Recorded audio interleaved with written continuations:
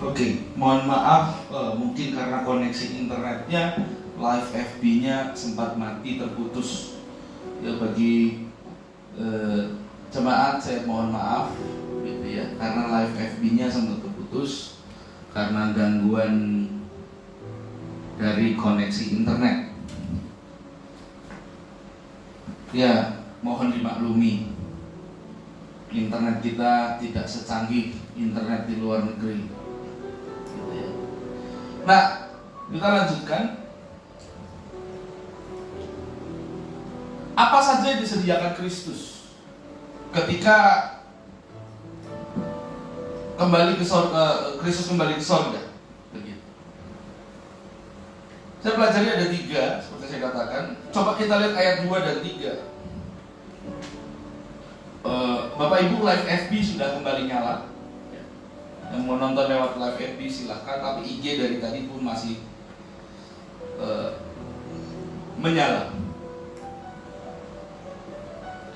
Ayat 2 dan 3, di rumah Bapakku banyak tempat tinggal, jika tidak demikian tentu aku mengatakannya kepadamu. Sebab aku pergi ke situ untuk menyediakan tempat bagimu, dan apabila aku telah pergi ke situ dan telah menyediakan tempat bagimu, aku akan datang kembali kepadamu. Aku akan datang kembali dan membawa kamu ke tempatku, supaya di mana aku berada, kamu pun berada. Ya. Yang pertama, Yesus menyediakan tempat tinggal. Nah, kalau Bapak Ibu pelajari, ya, tempat tinggal di sini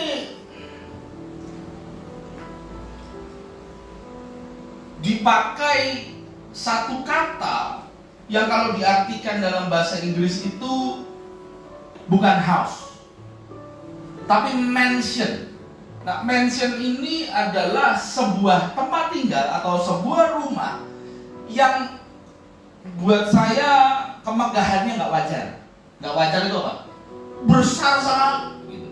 Seperti villa yang mewah besar begitu. Kalau Bapak Ibu pernah melihat mungkin di internet rumahnya pesepak bola, artis Hollywood, rumah gede sekali. Nah, itu mansion.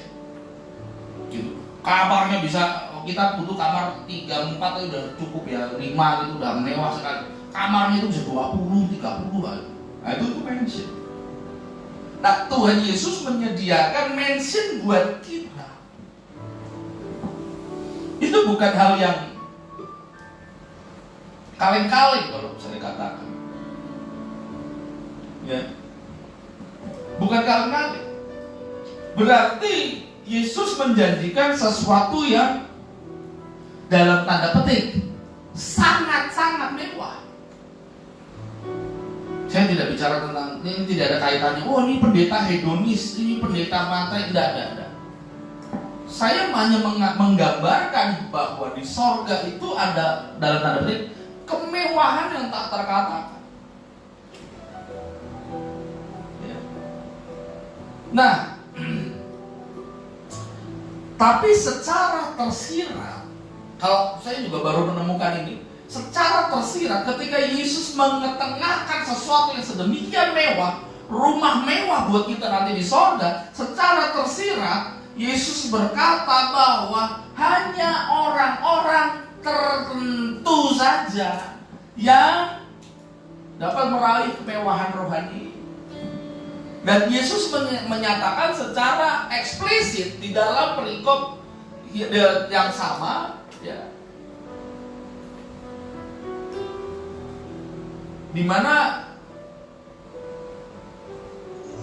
Yesus mengatakan demikian. Jikalau kamu mengasihi aku, kamu akan menuruti segala perintah. Ayat 15. Jadi orang yang betul-betul mengasihi Tuhan, nurut sama perintah, melakukan apa yang disuruh, hidup dan berjalan seperti Dia, baru boleh layak menerima mansion. Jangan sok-sok beriman, rumahku di sorga, tapi hidupmu belangsa. Ini konyol. Jangan sok-sok beriman, bahwa nanti kalau saya mati ke sorga. Pertanyaan saya sederhana, hidupmu di bumi sudah seperti orang yang punya mental sorga? Enggak. Kalau nggak punya, lu ngarep sorga, lu ngimpi, Pak, Bu.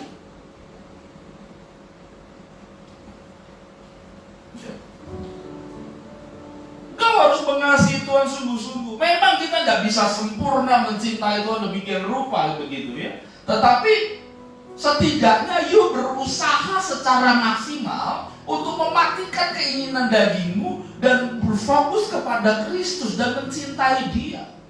Mencintai Dia itu bukan hanya dalam nyanyian aku mengasihi Engkau Tuhan dan sebagainya. Tapi mengasihi Tuhan itu dari gaya hidupmu itu mengasihi Tuhan enggak? Dari cara bicaramu kau mengasihi Tuhan enggak? Kalau mulutmu sendiri aja masih keluar kata-kata dalam kebun binatang dan comberan,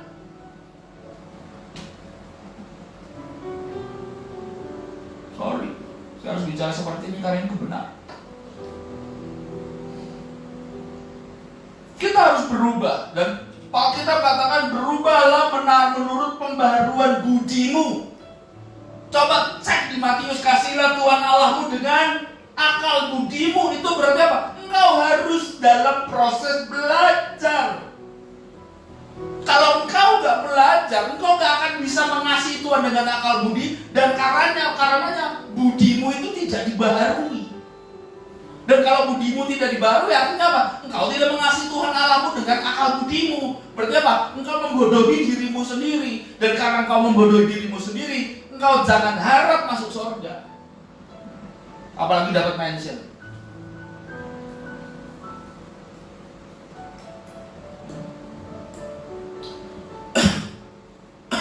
Memang kesaksian itu tidak bisa dijadikan teologi atau apa, tapi ini saya hanya menceritakan berbagai kesaksian orang yang katanya pernah surga. Dan dari beberapa buku-buku mereka yang pernah saya baca, ya, rumah di surga itu terbangun dari bagaimana kita hidup di dunia.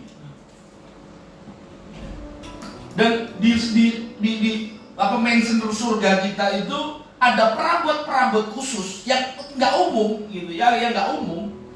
Di rumah kita itu ketika kita melakukan sesuatu yang di atas standar kekristenan kita.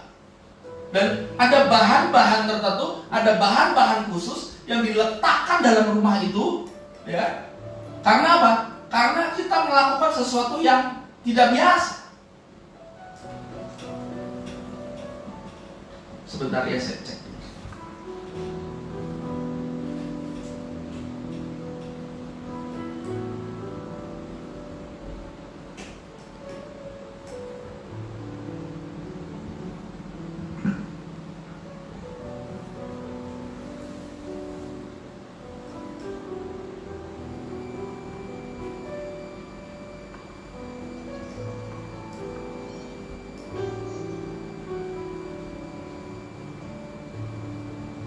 Sebenarnya Bapak Ibu, ini IG-nya mati, jadi saya harus start ulang lagi.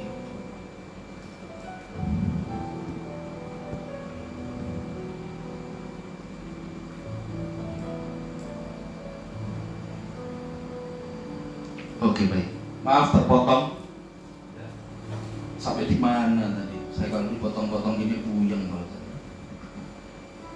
Oh iya, ada perabot khusus, ada bahan-bahan khusus ya yang akan diletakkan di rumah kita nanti di surga ketika kita melakukan hal-hal khusus. Contohnya begini, hukum Kristen itu ada 3, di luar standar, standar dan di atas standar. Tidak standar, standar dan di atas standar. Yang tidak standar adalah ketika kau dipukul kau balas. Yang standar adalah ketika kau dipukul, ditampar, engkau tidak membalas, itu standar. Tapi yang di atas standar adalah ketika engkau ditampar pipi kirimu, kau juga memberi pipi kananmu. Nah, kalau kita sering-sering melakukan sesuatu yang di atas standar, akan ada banyak barang-barang atau bahan-bahan yang luar biasa yang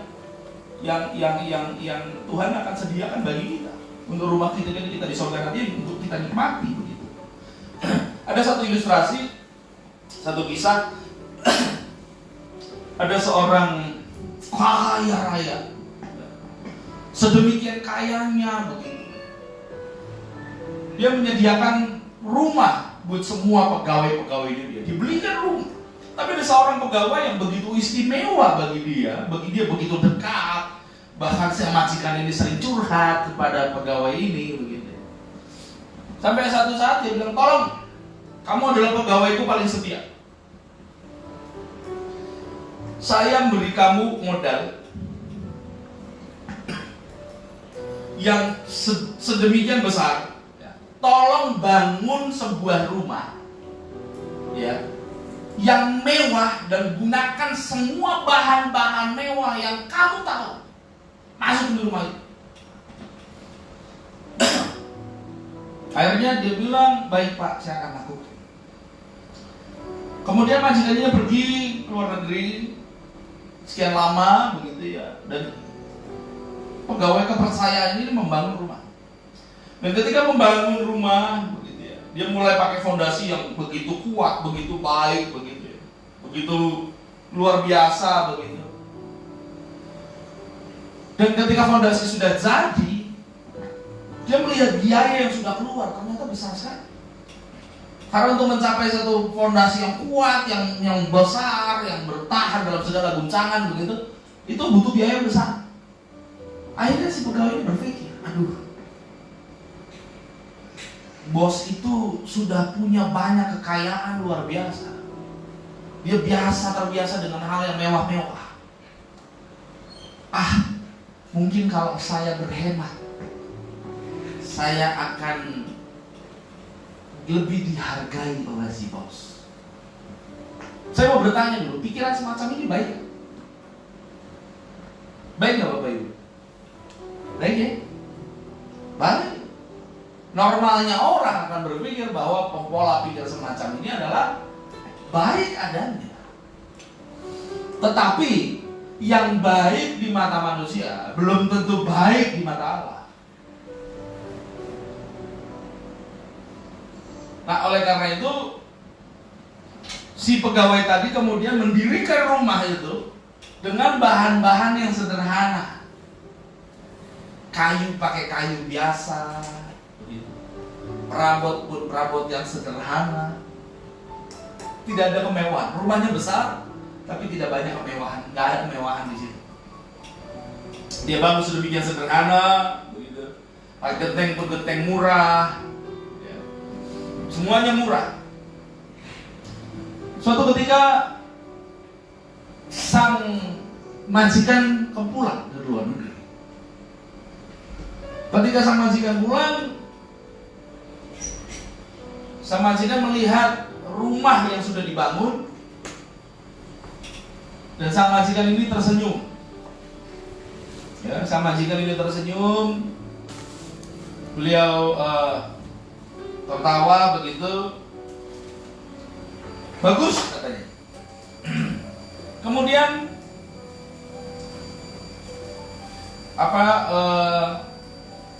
sang majikan ini sang pegawai ini memberikan kunci rumah itu kepada sang majikan. Ini Tuhan, kuncinya. Silakan rumahnya dinikmati, saya membangun dalam segala kesederhanaan ya, untuk menghemat biaya. Kemudian si majikan mengambil kuncinya dan kembali menyerahkannya kepada si pegawai. Ini untuk kamu. Nah, Anda bisa membayangkan dari cerita ilustrasi ini, harusnya si majikan punya rumah yang mewah.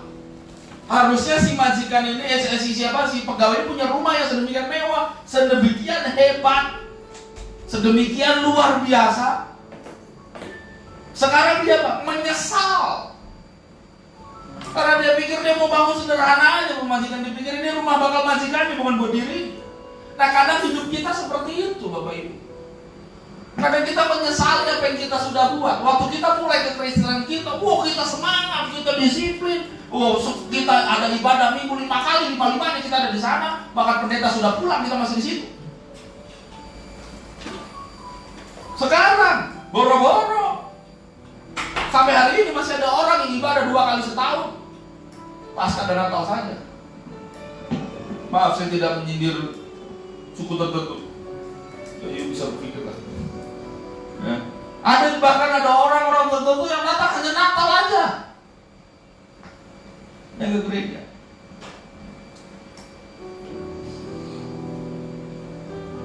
Nah, kemudian setelah dia waktu memulai kekristenannya baik segala macam, ketika sudah mulai terlibat pelayanan semangat, tapi ketika ada gesekan, ada goncangan, ada benturan,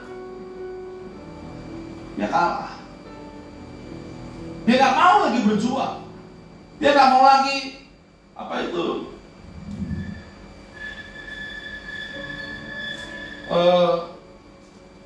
mempertaruhkan segala sesuatunya. Padahal Tuhan udah bilang. Sekarang saya mau tanya ya, kita dalam dunia pelayanan, dalam kehidupan kita, apa sih yang Tuhan nggak sediain? Ya, saya mau tanya, ada nggak satu ada yang Tuhan tidak sediakan buat hidup kita? Saya rasa semuanya Tuhan udah sediakan. Penyertaan, janji dia bilang, aku akan menyertai kamu sampai akhir zaman. Ketakutan, Tuhan bilang jangan takut, ini aku. Kalau Tuhan lagi ngomong jangan takut, ini aku, itu sama saja dengan berkata jangan takut. Yang menyertai kamu, yang ada di samping kamu adalah pribadi yang menciptakan langit dan bumi, yang mendengar namanya aja iblis takut dan gemetar. Betul? Terus kenapa takut? Tuhan bilang jangan khawatir. Burung di udara yang tidak pernah menuai, tidak pernah menanam, tapi terus menuai, dia terus makan. Bunga batu yang di padang yang hari ini kelihatan cantik, dia bisa dipetik orang dan besoknya dibuang. Bapakmu itu lebih daripada itu semua untuk menyediakan buat kita.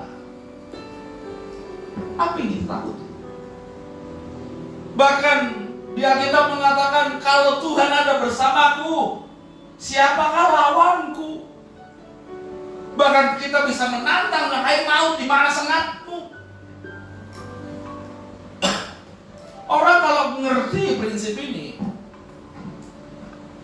dia nggak akan takut apa-apa. Saya kasih tahu ya, orang yang paling berbahaya bukan berarti menakutkan ya, pokoknya secara positif ya. Orang yang paling berbahaya adalah orang yang nothing tulus. Dan orang dalam rohaninya itu nothing tulus, dia tidak takut kehilangan apa-apa. Itu orang yang militan dalam Tuhan. Dan iblis itu satu, takut, tapi dia juga jadi target utama. Kenapa? Dia nggak takut kehilangan apa-apa. Ayub adalah pribadi yang nothing tulus. Bayangin, istrinya mati, anaknya mati, teman-temannya ninggalin dia, mengkhianati dia, hartanya dihabisin begitu rupa, tapi dia nggak melakukan satu kesalahan. Tapi Tuhan izinkan itu terjadi. Dan pada akhirnya Ayub dari awal, dari mulanya Ayub sudah memberi sikap nothing tulus dengan mengatakan Tuhan yang memberi, Tuhan pula yang mengambil, terpujilah nama Tuhan.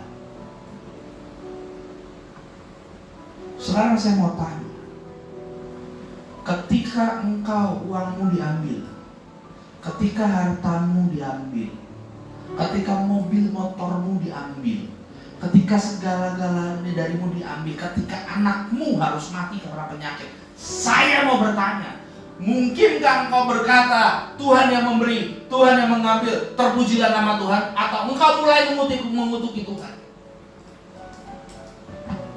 Kalau engkau mulai mempertanyakan Tuhan, ini kenapa terjadi padaku? Sekarang kita tanyakan itu pada dirimu sendiri, dan nilailah kualitas kekristenanmu seperti apa.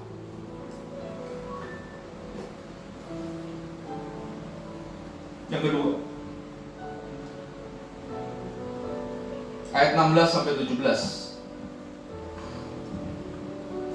Aku akan minta kepada Bapa, dan Ia akan memberikan kepadamu seorang penolong yang lain supaya menyertai kamu selama-lamanya, yaitu Roh kebenaran. Dunia tidak dapat menerima Dia sebab dunia tidak melihat Dia dan tidak mengenal Dia. Tetapi kamu mengenal Dia sebab Ia menyertai kamu dan akan diam di dalam kamu. Yang kedua, apa saja yang disediakan Tuhan Jadi akan Kristus ketika kembali ke sorga, yaitu Roh Kudus. Ya, Roh Kudus diberikan kepada kita oleh Bapa untuk menjadi penolong bagi kita. Bahasa aslinya parakletos, penolong. Dan yang namanya penolong itu pasti lebih kuat dari yang ditolong. Ya, makanya Bapak Ibu, kalau engkau marah sama istrimu, jangan bilang, kamu udah gak bener, kamu udah ngaco nih, gak hormat sama suami dan sebagainya. Kamu semakin kasar kita mengucapkan sesuatu sama istri, dia akan menjadi seperti ucapan kita. Ingat loh, ingat dia itu penolong, Pak. Artinya dia lebih kuat daripada Anda. Kalau Anda mengatakan hal-hal negatif sama dia, dan dia itu resapi dalam pikirannya, dia akan kuat di situ. Dan kau mengatakan kamu istri bodoh, cerewet, ya cobain aja. Ntar istrimu bego, bener-bener bego, tapi cerewet setengah mati. Ya lu nikmati aja orang banyak mau.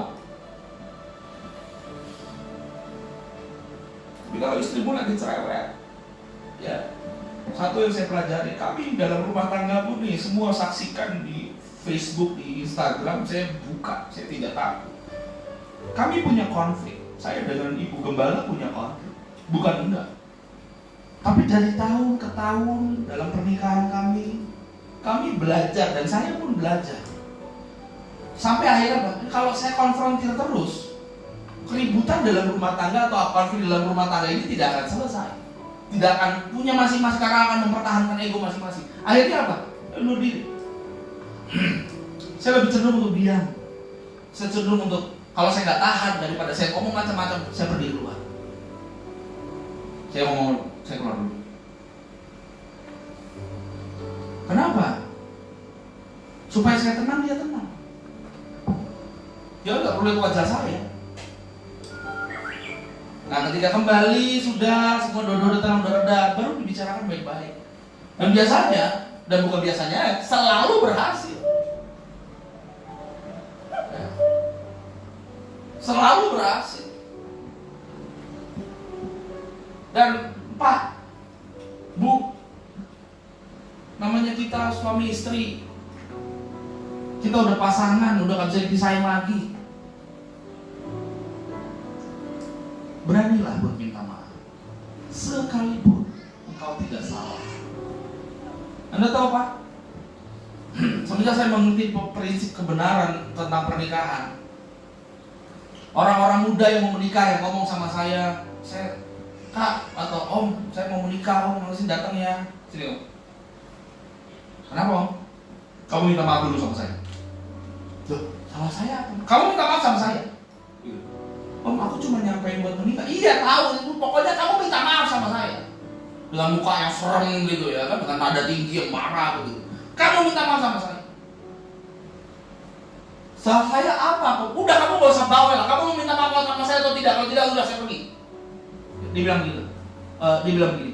Ya Om, iya Kak, maaf. Apapun salah saya yang pernah saya buat sama Kak Peter, saya minta maaf sungguh-sungguh sedalam-dalamnya. Sekalipun saya nggak ngerti kesalahan saya betul-betul minta maaf. Kemudian setelah dia mengucapkan itu, saya tertawa. Loh, Kak Peter kenapa ketawa? Saya bilang, kamu siap menikah. Jadi pesannya dari awal yang mau menikah, saya bukan tidak mendengarkan, saya mendengarkan. Tapi saya sedang menyampaikan sebuah pesan bahwa dalam pernikahan itu kadang minta maaf itu nggak perlu you harus salah. Itu you harus berani buat minta maaf. Supaya apa? You nggak ribut. Selesai. Gitu aja. Biar aja kau dianggap salah oleh pasanganmu. Kenapa? It's okay. Dia tidak akan meninggalkan kamu karena kesalahanmu kok. Tapi dia akan meninggalkan kamu kalau kamu tidak mau minta maaf. Itu aja. Sederhana.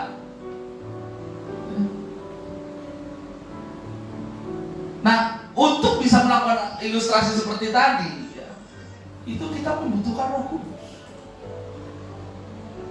Kalau engkau bergaul karib dengan Roh Kudus, bergaul karib dengan Tuhan, Roh Kudus akan membantu kita untuk meredakan amarah kita. untuk meredakan emosi gitu. Ya. Itulah fungsi penolong.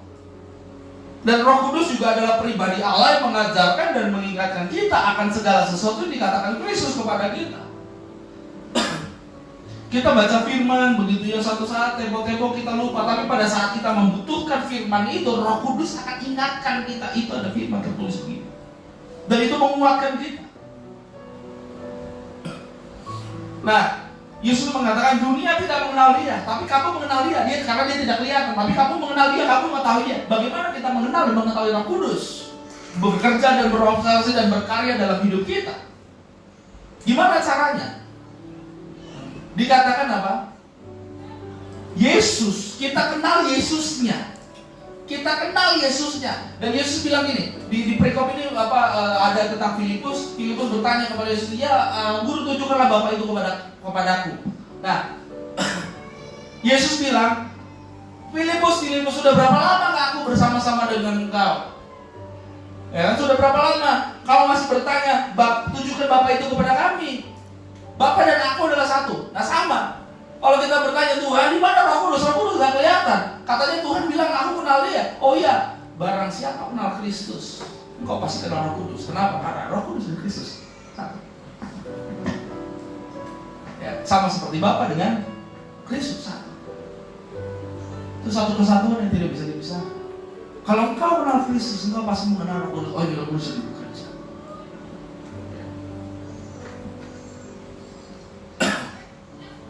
Roh Kudus juga yang memberikan kita kuasa untuk melakukan apa yang Yesus katakan dalam ayat 12. Ya, ayat 12 katakan apa? Aku berkata kepadamu, sesungguhnya barang siapa percaya kepadaku, percaya kepada Yesus, ia akan melakukan juga pekerjaan-pekerjaan yang aku lakukan, bahkan pekerjaan-pekerjaan yang lebih besar daripada itu, sebab aku pergi kepada Bapa. Kita dapat melakukan pekerjaan-pekerjaan yang lebih besar dari yang pernah Yesus lakukan. Sejarah membuktikan bahwa Yesus membangkitkan orang mati yang tercatat itu tidak lebih daripada 5 orang. Betul ya? Nggak lebih dari 5 orang. Kurang dari 5 orang. Tapi ada seorang pendeta hamba Tuhan yang menjadi hamba Tuhan. Tadinya dia cuma tukang ledeng, tukang beresin ledeng begitu. Dia membangkitkan 23 orang mati. Termasuk orang yang pertama dibangkitkan adalah istrinya sendiri. Dan pendeta ini sekarang ini dijuluki oleh dengan julukan Rasul Iman, yang namanya adalah Smith Wigglesworth. Orang yang pertama dibangkitkan adalah istri, dan seumur hidupnya dia hanya membaca Alkitab, tidak pernah punya bacaan lain. Kenapa? Dia hanya diajarkan istrinya untuk baca Alkitab, karena sebenarnya pada dasarnya dia awalnya nggak bisa baca. Dan Alkitab ini, setelah dia bisa membaca Alkitab ini, begitu menarik buat dia, begitu menarik buat dia, sehingga dia terus membaca. Dan dia mempraktik, kalau Alkitab mau begini, saya pasti bisa. Kalau Alkitab mau ngomong begini tentang saya bisa. Kalau Alkitab mau ngomong begini tentang Tuhan saya pasti ngerti. Dan dia praktekkan. Waktu istrinya meninggal, dia bilang, menurut firman-Mu Tuhan, menurut perintah-Mu, sembuhkan orang kusta, bangkitkan orang mati. Aku melakukan perintah-Mu, aku membangkitkan istriku yang mati. Dan istrinya akhirnya bangkit. Dan istrinya begitu bangkit ngomelin dia. Pak, kamu ngapain? Kenapa emangnya? Aku mencintai kamu, aku gak bisa hidup tanpa kamu. Pak, aku udah senang, aku udah ketemu Tuhan Yesus di surga. Lu tenang aja, aku juga nyusul. Ya, udah kamu lanjutkan aja melayani orang, bangkitkan orang mati, katanya Tuhan menyertai kamu. Udah gitu dia menumpahkan tangan di atas istrinya, kemudian istrinya mati lagi. Serius. Ada dulu almarhum, saya pernah bertemu dengan beliau, yaitu Reverend Reinhard Bonnke, seorang penginjil dari Jerman, ya, untuk orang Afrika begitu. Dia pernah ke Indonesia dan saya pernah bertemu dengan dia. Dia memberikan 2 buku tulisannya, ada di rak buku saya. Ya. Dan dalam ibadah Reinhard Bonnke ternyata ada pernah dibaringkan seorang yang mengalami kecelakaan, udah mati 3 hari. Namanya Daniel Ekechukwu. Coba Bapak Ibu kalau buka Facebook bisa dilihat Daniel Ekechukwu. Ini orang udah mati kecelakaan. Dia ini hamba Tuhan. Kecelakaan, meninggal. Kemudian istrinya begitu percaya, akhirnya dibawa ke kakak Reinhard Bonnke. Dan itu di Reinhard Bonnke kakaknya di atas, dia di bawah. Jadi nggak ada orang sentuh dia. Istrinya pendeta Reinhard Bonnke itu sentuh dia, doain dia secara khusus, enggak. Tapi Reinhard Bonnke lagi doain orang-orang di atas. Dan mau Anda tahu bahwa Daniel Ekechukwu ini bangkit dari matinya. Dan yang pertama dikatakannya dia adalah apa? Mana catatan saya? Berapa lama? Saya sudah berbulan-bulan ada, berminggu-minggu saya ada di sorga. Saya ditunjukin neraka sama Tuhan. Dulu baru mati 3 hari. Terus lo bilang berbulan-bulan. Iya, saya berbulan-bulan di sorga. Saya catat semua, mana buku catatan saya. Itu adalah pekerjaan Yesus membangkitkan orang mati, ada sentuhan fisik. Reinhard Bonnke secara tidak langsung membangkitkan orang mati dalam baka. Ada pekerjaan-pekerjaan yang kita bisa lakukan, pekerjaan-pekerjaan besar kalau kita nurut sama dia, Bapak Ibu, saudara-saudara. Dalam bidangmu sendiri, dalam pelayananmu, Tuhan pengen banget mempercayakan perkara-perkara besar. The problem is, kita nggak percaya kita mampu. Kita nggak percaya bahwa Tuhan akan berikan itu. Kenapa kita nggak percaya? Karena secara tidak langsung pekerjaan-pekerjaan sederhana, perkara-perkara sederhana pun kita nggak bisa setia. Tapi kalau engkau setia, mau kecil mau besar sama saja bagi dirimu. Engkau tidak berubah.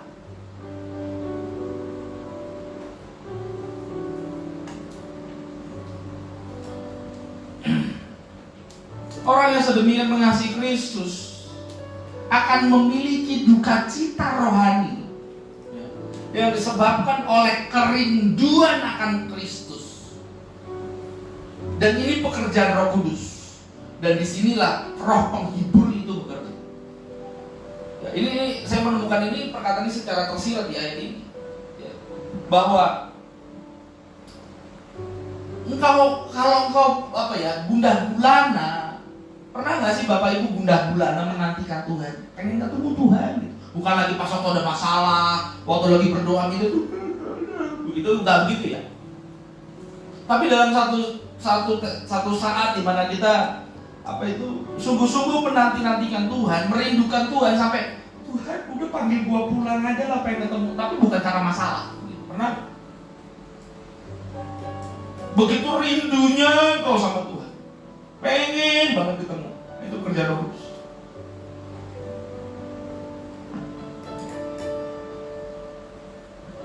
Ada orang-orang yang saya kenal, dia begitu merindukan Tuhan,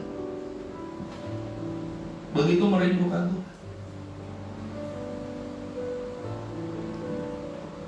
Hamba-hamba Allah yang setia,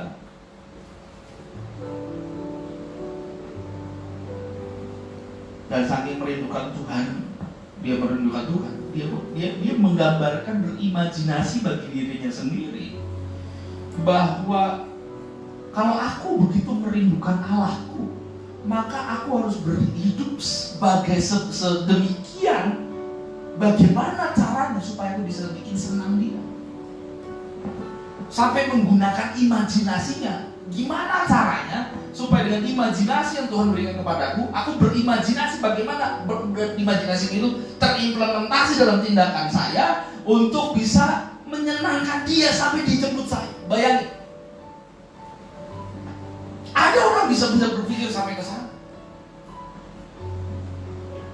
Pertanyaannya sederhana, kita udah berpikir sejauh apa?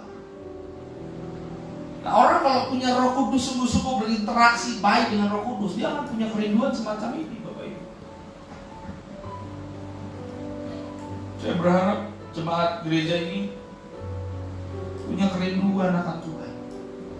Orang kalau rindu Tuhan, apapun dilakukan untuk datang menemui dia, apapun dilakukan untuk menyenangkan dia, apapun dikorbankan untuk menyenangkan dia. Anda akan all out buat Tuhan. Kalau Anda belum all out sama Tuhan, tolong pertanyakan dirimu sendiri. Sudahkah engkau menyenangkan hati? Sudahkah engkau layak menerima rumah di surga nanti?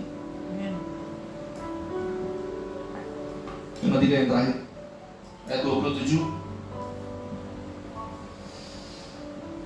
Damai sejahtera ku tinggalkan bagimu, damai sejahtera ku berikan kepadamu, dan apa yang kuberikan tidak seperti yang diberikan oleh dunia kepadamu. Janganlah gelisah dan gentar hati.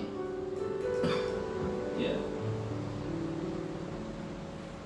Yang ketiga, yang terakhir, apa yang disediakan Tuhan Yesus bagi kita setelah Kristus kembali ke sorga.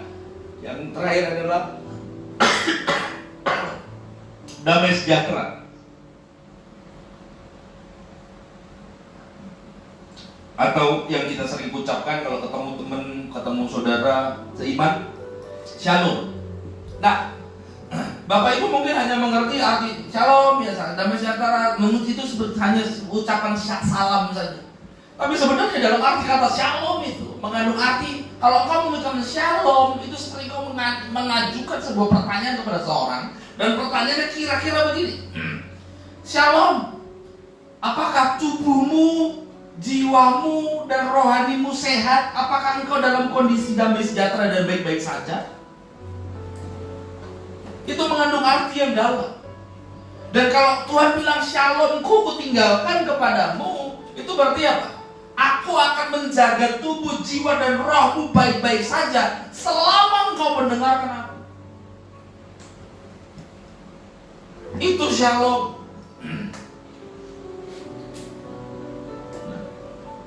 Dan shalomnya Tuhan itu tidak bisa dilukiskan, tidak bisa digambarkan. Dan damai sejahtera yang diberikan Tuhan kepada kita sungguh luar biasa, yang oleh karenanya kita dapat memperoleh ketenangan sekalipun dalam keadaan kalut. Amin. Lu bisa membayangin ya? Di sebelah kirimu itu ada tsunami, ya. Dan rumahmu yang berdiri di sebelahnya ada tsunami gitu. Saya mau tanya, yuk akan panik atau takut? Logikanya yuk akan takut rumahmu ikut hancur. Dan kamu ada di situ masalahnya. Cuma ada orang-orang tertentu yang sedemikian dekat, sedemikian mengandalkan Tuhan, dia nggak takut. Anda bisa bayangkan Sadrak, Mesak, dan Abednego waktu mau dilempar ke perapian, itu bukan perapian biasa. Perapian itu adalah perapian apa ya? Kalau kalian baca sejarah, namanya perapian itu biasanya buat menempa senjata, begitu. Nempa senjata itu butuh tingkatan api yang bisa demikian panas supaya besi itu bisa bengkok, bisa merah begitu ya, bengkok. Dan ketika perapian itu dipersiapkan dan Sadrak, Mesak, Abednego gak mau menyembah patung Nebukadnezar perintahkan kepada pegawainya untuk memanaskan perapian itu 7 kali lipat dari panas yang biasa. Dan ketika memanaskan sampai pada tingkatan 7 kali lipat, orang yang memanas itu mati terbakar. Saking panasnya. Tapi dengan tenang, tiga orang ini bilang, sekalipun Allah kami tidak menyelamatkan kami, tapi kami tidak akan menyembah patung Tuanku Raja. Dia menghormati Raja. Tiga orang ini sekalipun mau dibunuh, mau dimatikan, dia dengan tenang tetap menghormati Raja. Tapi di atas segalanya mereka menghormati Tuhan. Saya mau tanya, di dalam hatinya kira-kira takut nggak? Takut. Yakin takut. Tapi dari luar mereka bisa sedemikian tenang. Karena apa? Mereka udah menyerahkan hidup mereka totalitas kepada Yesus. Dan ketika mereka dilemparkan ke dalam api, sang raja melihat ada orang keempat yang berjalan sekeliling mereka, yang rupanya seperti anak dewa.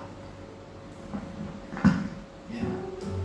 Ada kemuliaan Tuhan di situ, ada Tuhan di situ menyertai mereka, sehingga ketika mereka keluar, akhirnya apa? Mereka keluar dari dalam perapian, tidak ada seujung rambut pun mereka terbakar. Bahkan Alkitab bilang, bau hangus pun tidak.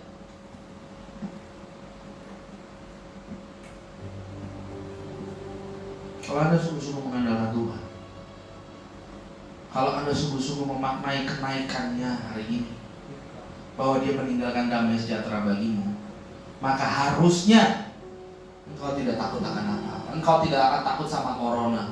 Engkau tidak akan takut ketika engkau dirumahkan oleh perusahaanmu. Engkau tidak akan takut kalau engkau di PHK. Kenapa? Karena Allahmu hidup.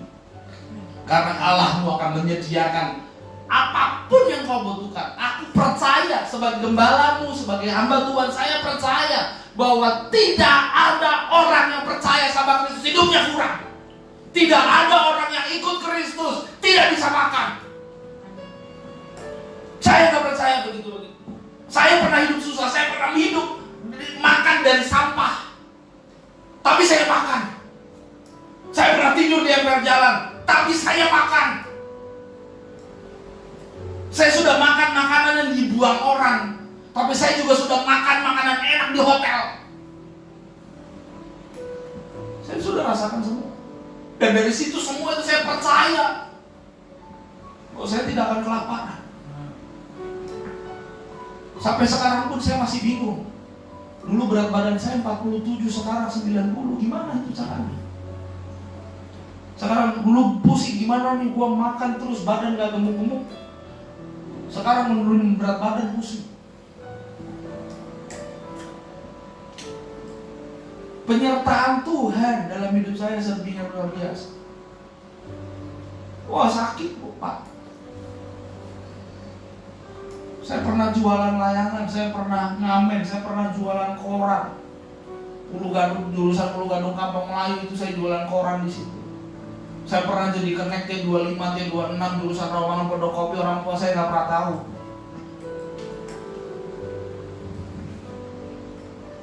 Saya pernah jualan ikan keliling dengan dorongan, meskipun hanya sekali. Tapi saya sudah layani, udah kerjain semuanya. Saya sudah mendoakan pembesar. Saya juga sudah pernah mendoakan orang yang sakit kusta ditinggal keluarga, dan saya peluk dalam keadaan sakit kusta. Saya peluk. Dia buang air kecil di situ, buang air besar di situ, kamar begitu baunya. Dan saya harus manjat ke rumahnya, ke dalam rumahnya. Karena gak dibuka pintu aja dia, istrinya sedang pergi. Dan setelah saya doakan, saya peluk, dia nangis. Pak, masih ada teman Bapak, masih ada orang yang mengasihi Bapak dan memperhatikan Bapak. Dan gak berapa lama setelah itu dia meninggal.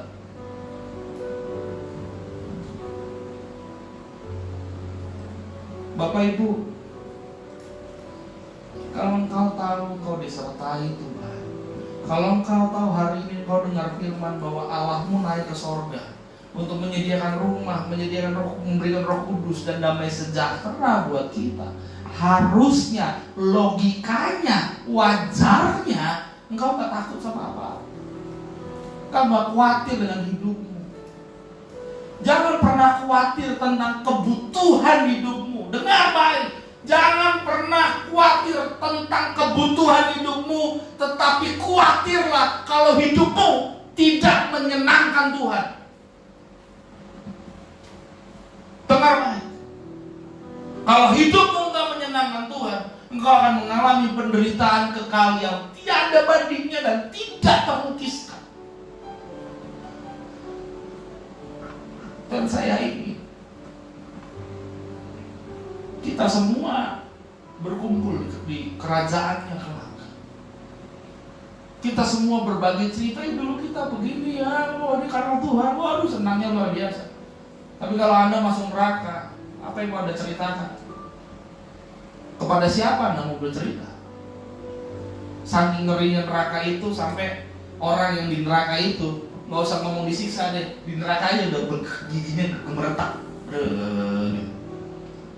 Tahu, pernah nggak ada ketakutan sampai gigi gemeretak? Saya rasa enggak. Orang kalau ketakutan yang giginya udah gemeretak, itu badannya udah bisa bergerak, kaku langsung. Sakit takutnya.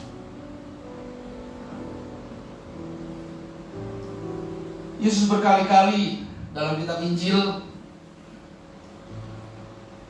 mengatakan, menyarankan, mengharuskan jangan kita masuk dalam kekhawatiran.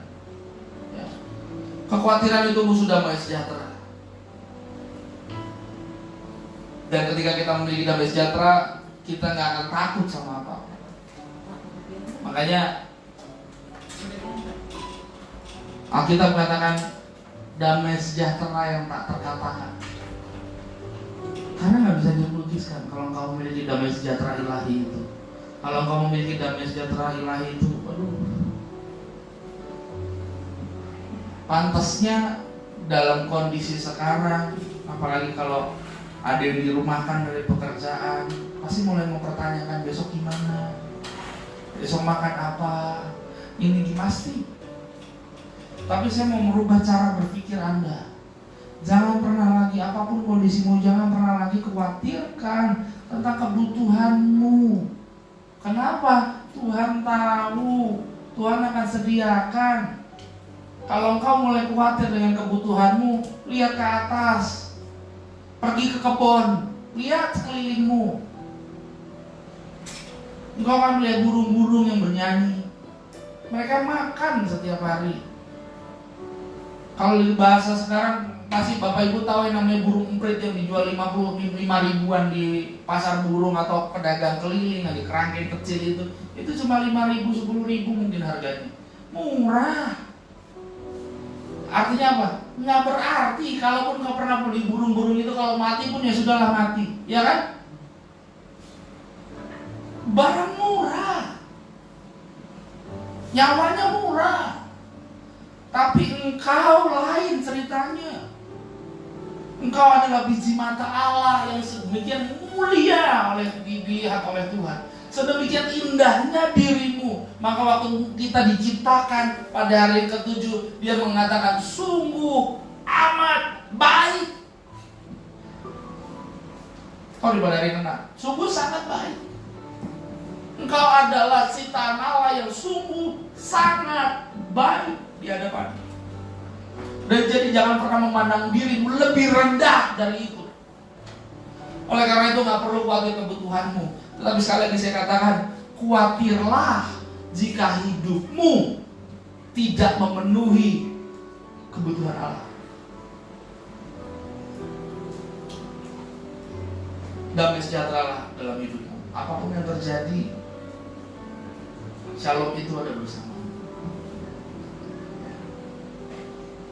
Jadi kita sudah belajar ya, dari firman Tuhan hari ini, kembalinya Kristus surga.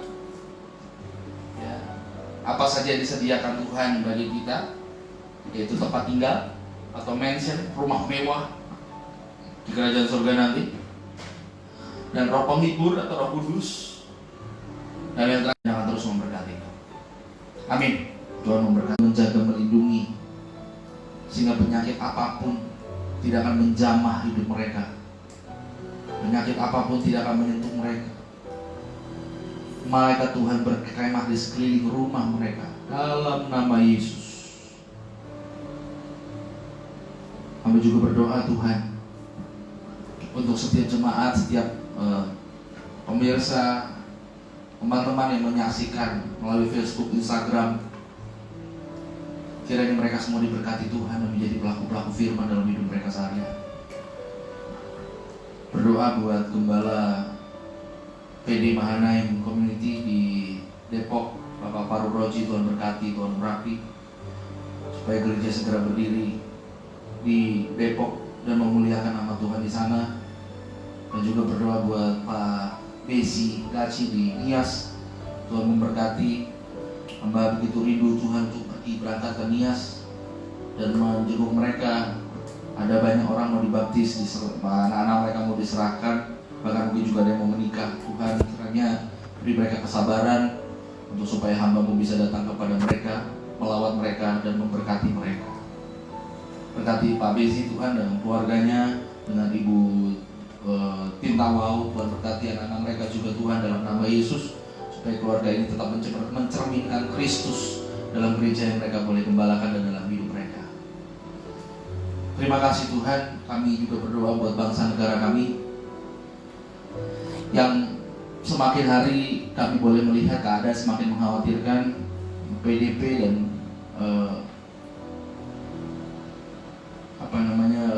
untuk orang-orang yang sudah kena corona semakin banyak,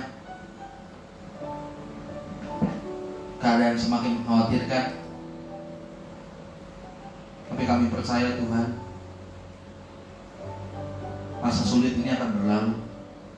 Kami begitu percaya masa susah ini akan lewat.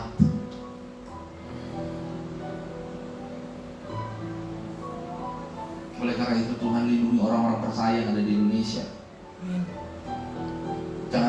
Jangan membuat hati mereka menjadi tinggi hati, jadi sombong, mereka bisa melawan corona dan sebagainya. Tapi buatlah mereka berhikmat untuk bisa menjaga diri dari penularan virus ini. Dan ketika kami bisa jaga diri, Tuhan, kami percaya Tuhan akan bertindak. Tuhan akan menghalau semua ini. Secepat dia datang, secepat itu juga dia akan berlalu.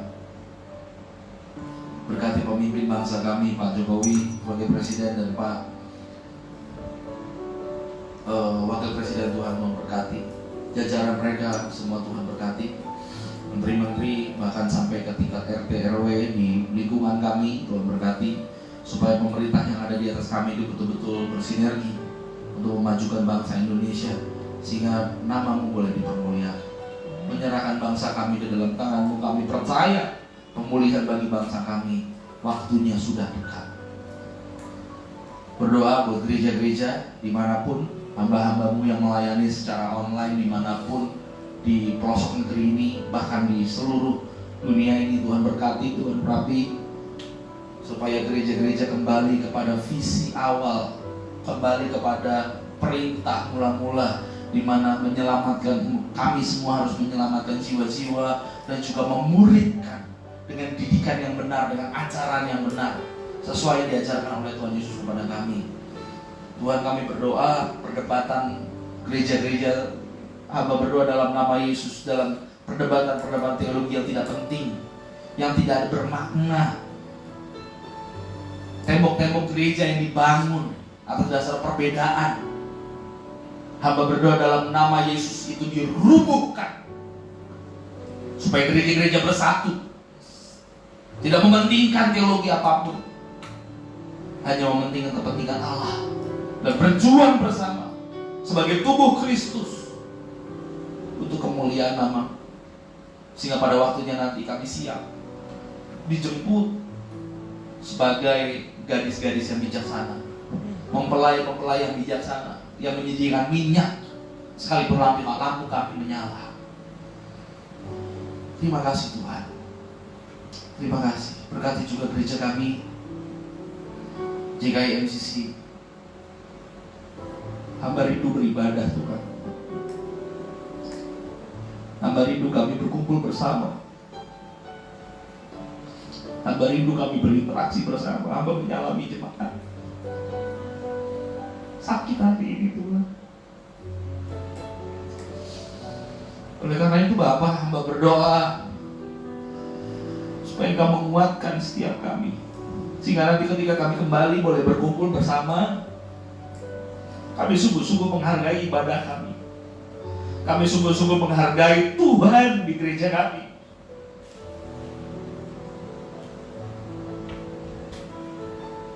Kami percaya gereja ini adalah bagian dari penuaian besar. Gereja ini adalah bagian di mana gereja ini boleh mengajar, mendidik jemaat untuk kembali kepada ajaran Kristus yang benar, yang lurus, yang memberkati hidup kami, yang menjaga hidup kami, agar kami suatu saat nanti dilayakkan untuk terima mahkota dan masuk dalam kerajaan-Mu. 10 hari ke depan kami akan berdoa menanti-nantikan Roh Kudus untuk datang, menantikan Roh Kudus untuk menjamah setiap kami, untuk mengubahkan karakter kami, mengubahkan cara berpikir kami, dan mengubahkan hidup kami, sehingga dalam setiap langkah hidup kami, kami boleh menyenangkan hati Tuhan saja.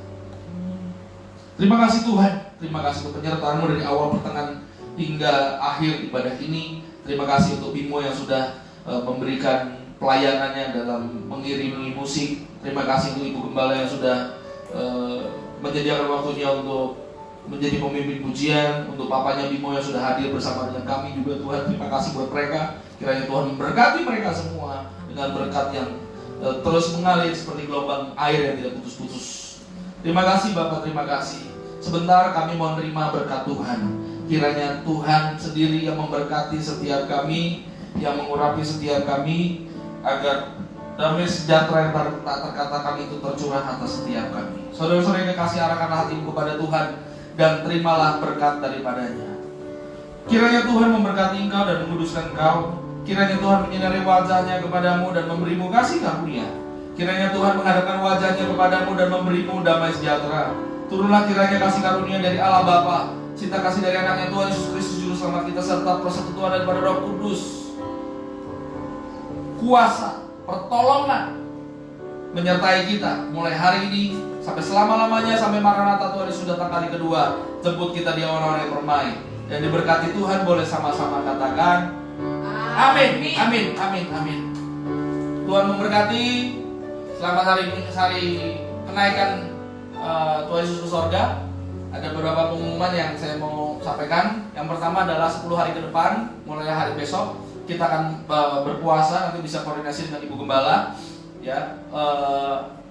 Giliran berpuasanya atau bagaimana, saya teknisnya seharusnya sih semua ya berpuasa selama 10 hari ke depan. Nah, pada hari itu jatuhnya nanti 10 hari Minggu lagi kita akan merayakan hari Pentakosta atau hari turunnya Roh Kudus, begitu.